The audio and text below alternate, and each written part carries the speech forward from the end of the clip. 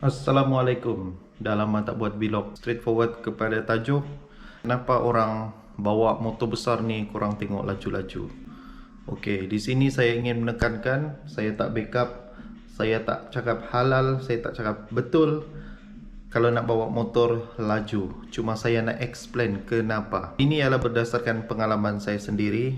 Saya bermula dengan 250 to 300cc Ninja Kawasaki. Touring saya bawa 250 ke 300cc. Masa tu saya terkejut, saya kena potong Z800. Saya cakap, laju betul motor ni. Diorang tak takut ke? Laju-laju macam ni. Laju-laju nak pergi mana? Sama seperti apa yang korang selalu cakap saya dah rasai. Next bike is JSS 750. So JSS 750 ni dia lebih kurang dengan MT-09. Dia sama dengan Z800, Z900. Dia kelas yang sama lah, walaupun ada silinder yang berbeza. Waktu saya bawa JSS 750, saya terkejut. Perasaan saya cakap 200 pun tak laju lagi lah. Itu feeling dia. Bila saya dah meningkat cc, saya dah mulai faham. Tapi masa tu bila saya ride sekali dengan geng-geng superbike 1000cc ni lah, macam S1K, R1, Ducati, masa tu saya pun pelik. Diorang potong saya macam sayur je. Masa jalan lurus lah, masa corner tu kalau nak seimbang lebih kurang boleh, tapi kita kena agresif. Bila saya naik cc tu baru saya faham, rupanya semakin meningkat cc, kestabilan dan kelajuan tu dia seimbang. 250cc maksimum kelajuan dia ialah 160 ke 170. So untuk kelajuan yang selesa 140 ke 150 km sejam. JSS 750 maksimum boleh pergi 240 yang saya pernah buat sendiri. Ada orang pernah buat 250 tapi saya tak dapat buat dan saya tak berani buat. Even S1000RR tak pernah pun sekali saya pergi top speed 299, tak pernah. Paling laju saya pernah buat 271. Itulah. Tapi bila saya cakap ni mesti ramai orang cakap, betul ke Abang Adam? Betul, saya tak menipu dan saya tak suka meninggikan diri lah. Bila saya bawa S1000RR, ini honest daripada owner cakap, saya cuma letak tangan tau. Saya letak tangan di throttle. Dalam 210, 220 kita masih boleh sebelah tangan tau.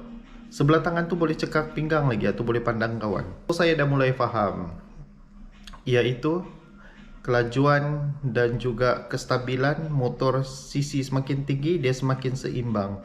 Dia umpama kereta Lamborghini dan Ferrari, letak tangan pun dah laju. Okey, tapi mesti ada orang komen. Ada orang komen cakap, itu semua kita boleh kontrol. Ya, sebab itu saya cakap seperti video tadi, saya tak cakap bawa laju tu boleh, halal ataupun wajib.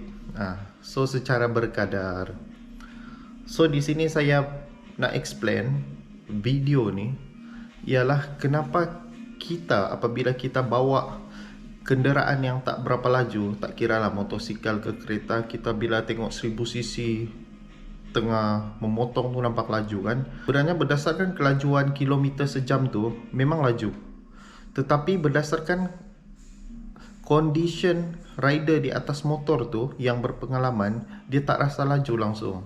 So this video is just for explanation kenapa korang nampak laju, kenapa kita nampak laju. Bukannya video ini untuk saya nak backup mana-mana rider. So macam inilah kenapa rider bawa laju. Actually dorang bukan bawa laju, tetapi benda tu tak sedar dah laju, tapi memang boleh dikontrol. So nasihat saya kepada abang-abang rider, saya ingin nasihatkan, kalau kita nak bawa laju, pastikan ada beberapa benda yang saya sentiasa terapkan, iaitu mental, mata, badan, semua dalam keadaan fit. Motosikal dalam keadaan fit, tayar itu tak botak, brake pad tu kita dah cek, rantai pun dah cek, barulah sedap kita nak bawa laju. Saya faham.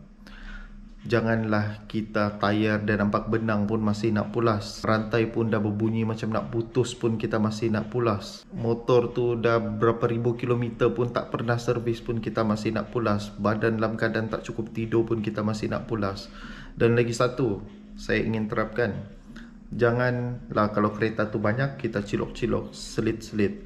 Because macam mana saya cakap, nothing to prove di public road. Kalau kita nak bawa laju, of course tempat yang betul ialah track. Tapi kenapa ramai rider tak pergi main track? Nanti saya akan explain kenapa ramai rider tak main track di next video. Saya tak nak campur dalam video ni. Apapun, siapa yang ride baru nak mula atau dah otai, dah legend, saya doakan korang semua sehat selalu, selamat sejahtera di jalan raya dimanapun. Ingat, hati-hati ketika ride because balik ada orang tersayang menunggu. Kita nothing to prove di public road. Okay, Assalamualaikum.